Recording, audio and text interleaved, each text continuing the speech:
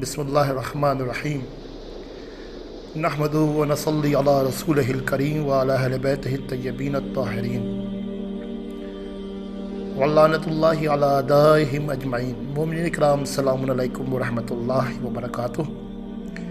آپ سب کی خدمت میں ولادت باسعادت امام حجت ولی عصر صاحب الزمان بقیت اللہ العظم حضرت محمد مہدی آخر الزماں جل اللہ فرجہ الشریف کی دل کی گہرائیوں کے ساتھ مبارکباد پیش کرتے ہیں۔ شب نیمہ شعبان یعنی 15 شعبان کی شب بے انتہا فضیلتوں کی حامل ہے۔ ظاہر ہے کہ اس مختصر سے وقت میں ساری فضیلتیں بیان کرنا ممکن نہیں ہے۔ ہماری یہ گفتگو 2 حصوں پہ مشتمل ہے، ایک فضیلت اس شب کی، اس تاریخ کی، اور دوسری اس تاریخ میں وارد ہونے والے اعمال۔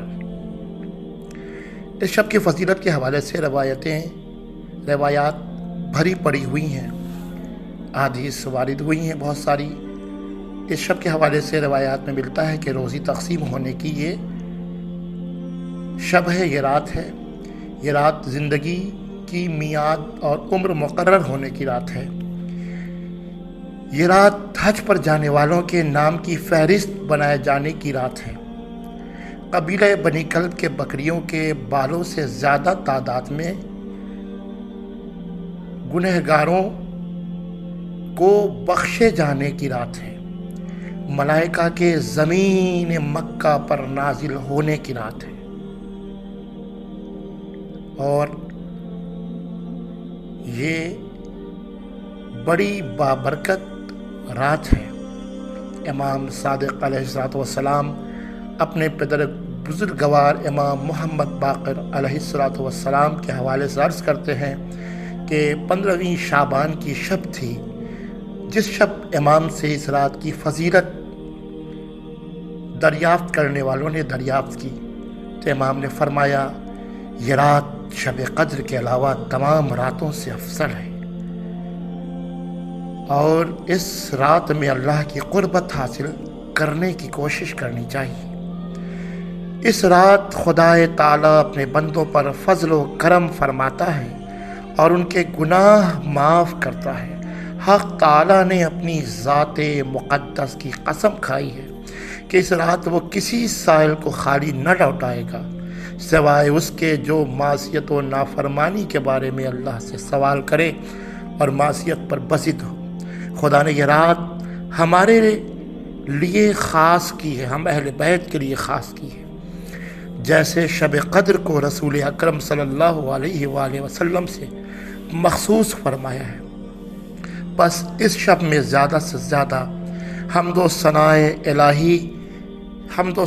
الہی کرنی چاہیے، اور زیادہ سے زیادہ کی بندگی کرنی چاہیے، مناجات اور دعا میں مصروف رہنا چاہیے۔ اس رات شب بیداری کی بھی بے انتہا فضیلت ہے۔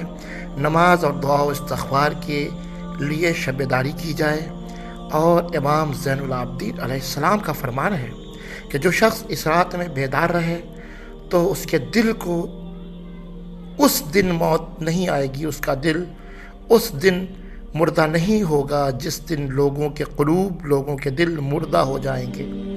اس رات کی نماز بھی کچھ یوں ہے: 4 رکعت نماز جس کی ہر رکعت میں سورہ حمد کے بعد 100 مرتبہ سورہ قل هو اللہ احد ہے، اور نماز مکمل ہونے کے بعد ایک دعا پڑھی جائے: اللہم انی الیک فقیر۔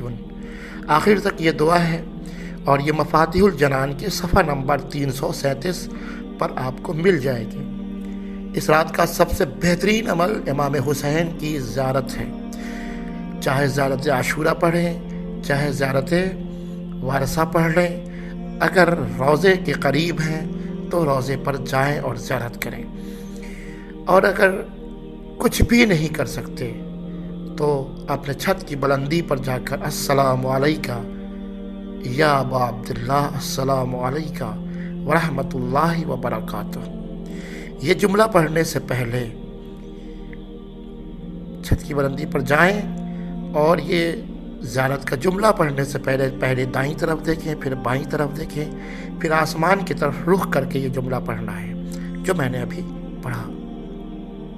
اس کے بارے میں روایات میں ملتا ہے کہ جو شخص ایسا کرے، زیارت امام حسین پڑھے یا چھت پر جا کر یہ فقرہ پڑھے السلام علیکم یا ابا عبداللہ، تو انبیاء کرام جتنے بھی ہیں 1,24,000 انبیاء، وہ سب اس شخص سے مصافحہ کرتے ہیں، اس شخص سے مصافحہ کرتے ہیں، خود کرتے ہیں۔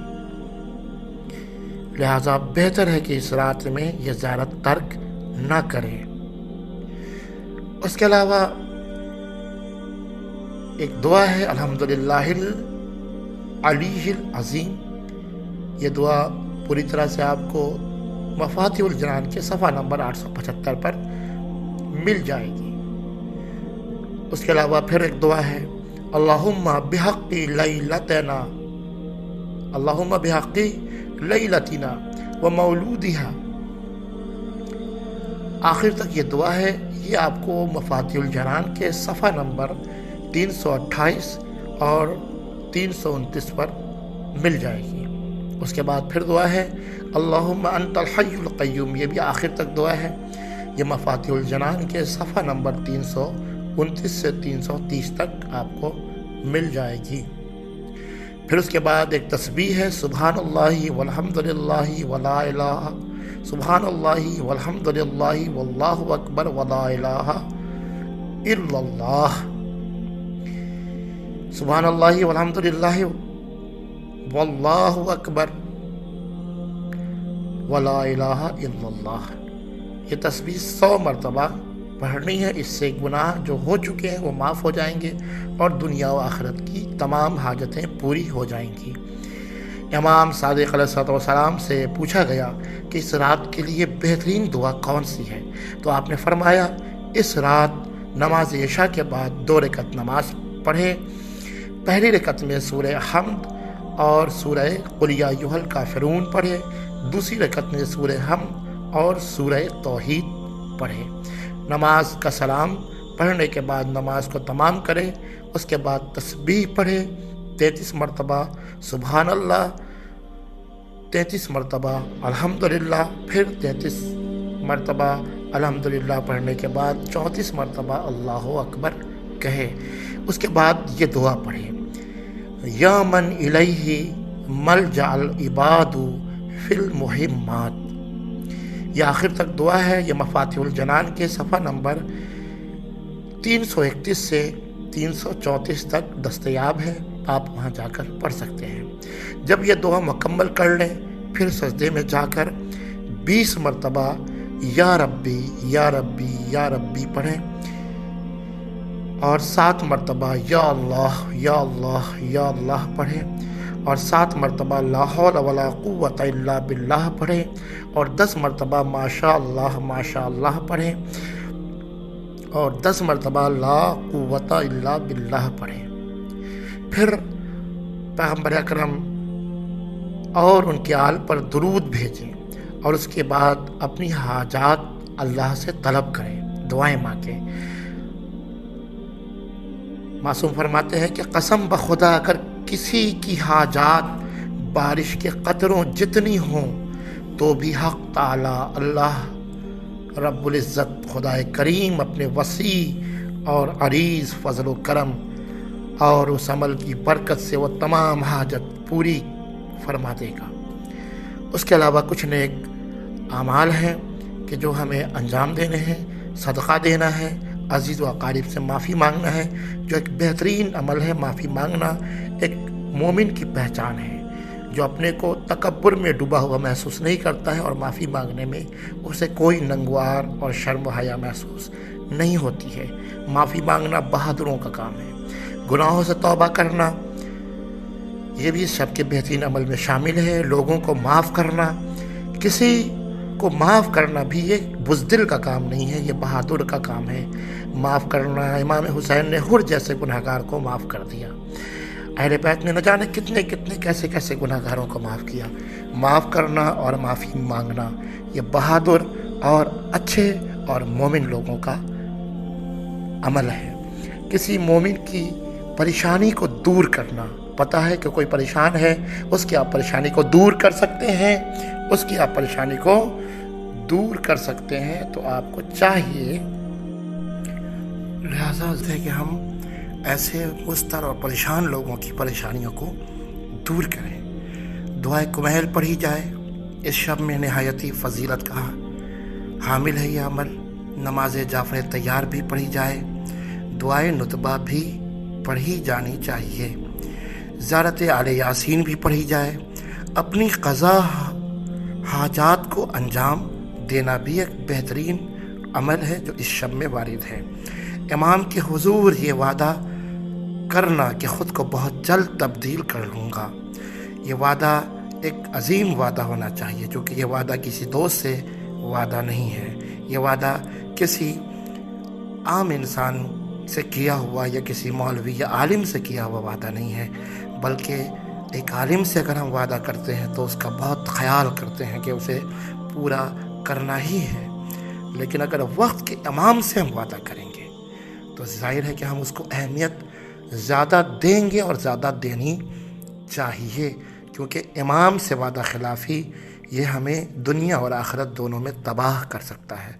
लिहाजा इमाम से सिद्क़ दिल से वादा करें कि मौला कल तक हम बदअमल थे, अब नेक अमल बन जाएंगे। कल तक बेनमाजी थे, अब बानमाजी हो जाएंगे, नमाजी बन जाएंगे। कल तक बुराइयों में मुब्तला थे, दूसरों की ग़ीबतें चुग़लखोरी करते थे, मौला अगर करते थे तो अब ये सारे गुनाह हम तर्क कर देंगे। ये सारी चीज़ें इमाम से आप कहें और वादा करें। कसरत से दुआए इमाम ज़माना पढ़ना भी इस शब में वारिद है। दुआए फ़रज इलाही अज़ुमल बला जो नमाज के बाद अक्सर पढ़ी जाती है, ये भी मुसीबत और बला में पढ़ी जाने वाली बेहतरीन दुआ है मुश्किलों को टालने के लिए। वक्त नहीं है वरना आपकी खिदमत में इसका तर्जुमा भी पेश करता। दुआए इमाम ज़मान जो इमाम ज़माना से मनसूब है, जो अल्लाहुम्मा मरज़ुक़ना तौफ़ीक़ अत्ताअ व बुअदल मासिया व सिद्क़न निय्या करके ये दुआ है। और एक काफ़ी बड़ी दुआ नहीं है, एक मुख्तसर सी दुआ है जो बहुत ही उम्दा और ख़ूबसूरत दुआ है। उसके अलावा नमाज इमाम ज़माना भी पढ़ना नहायती अहमियत और फ़जीलत का हामिल है और हमें इसका भी ख्याल करना है। इस शब में हमें इमाम के हुजूर में इस्तिग़ासा भी करना है, फ़रियाद भी करना है। और इस्तिग़ासा जब भी इमाम की खिदमत में करना हो तो उसका तरीक़ा ये है कि 2 रकत नमाज़ पढ़े। सूरह हम्द के बाद कोई भी सूरा पढ़ा जा सकता है, पढ़ ले और क़िबला रुख होकर नमाज तमाम होने के बाद कहे सलामुल्लाहिल कामिलुत तामुश शामिलुल आम, सलामुल्लाहिल कामिलुत तामुश शामिलुल आम इला दावती व कश्फ कुर्बती तक पढ़े। ये दुआ है जिसको आप गूगल पे सर्च करिएगा तो आपको मिल जाएगा। बीच के कुछ जुमले हैं जो मैंने नहीं पढ़े हैं, वो आपको मफातिहुल जनान के सफ़ा नंबर 240 से 42 तक मिल जाएगा। ठीक है, और उसके बाद अपनी सारी दुआएं अल्लाह से मांगी। ये दुआ पढ़ने के बाद इमाम ज़माना की खिदमत में अरीज़ा पेश करना भी एक बेहतरीन अमल है। उलमाए किराम के फरमाइश के मुताबिक ये अरीज़ा बहुत ही मुजर्रब और बेहतरीन अमल है कि जिससे इमाम को भेजने से इंसान के मुश्किलात हल होते हैं और इस अरीज़े की वजह से हाजात की कबूलियत होती है। वो अरीज़ा आपकी खिदमत में पेश हो ही जाता है, आप तक पहुंच ही जाता है। आप ज़रूर लिखें उसे और इमाम की खिदमत में पेश करें। एक और बात जो आखिरी बात होगी कि इमाम ज़माना को अरीज़ा लिखने के लिए कोई ख़ास वक्त मुअय्यन नहीं है। इस शब में अरीज़ा लिखना ताकीद की गई है, लेकिन ज़िंदगी में कभी भी कोई मुश्किल हो तो आप किसी भी इमाम को अरीज़ा लिख सकते हैं। खुसूसन वक्त के इमाम को ज़रूर लिखें, अपने मुश्किलात बयान करें, तालाब में डाल दें, दरिया में डाल दें लिख कर, या कुएँ में, गहरे कुएँ में डाल दें, या कहीं मुमकिन नहीं है तो अपनी किताब में या कुरान मजीद में रख दें और इंशाअल्लाह मौला आपके मुश्किलात को हल फरमाएंगे। जब भी ज़िंदगी में मुश्किल पेश आए तो इमाम की खिदमत में अरीज़ा लिखें। बस इसी के साथ मुझे इजाज़त दें। परवरदिगार आलम से दुआ है कि मेरे माबूद हम सब को इमाम ज़मान का सच्चा चाहने वाला शुमार फरमा और हकीकी माना में उनका सच्चा सिपाही बना दे। गुनाहों से महफूज फरमा और इस शब की बरकत और फजीलत से हमें महरूम न करना। आज की शब हमारा नसीब बेहतर लिखना, हमारी उम्र को तूलानी करना और हमें ज़्यादा से ज़्यादा इबादत की तौफीक अता फरमाना। इमाम ज़माना की विलादत बासआदत की मुबारकबाद आपकी खिदमत में, तमाम उलमाए किराम की खिदमत में, अम्बिया और औलिया और अइम्मा ताहरीन की खिदमत में हम पेश करते हैं। और खुदा से दुआ है कि मेरे माबूद हमारे वक्त के इमाम के ज़हूर में ताजील फरमा। रब्बना तक़ब्बल मिन्ना इन्नका अंतस समीउल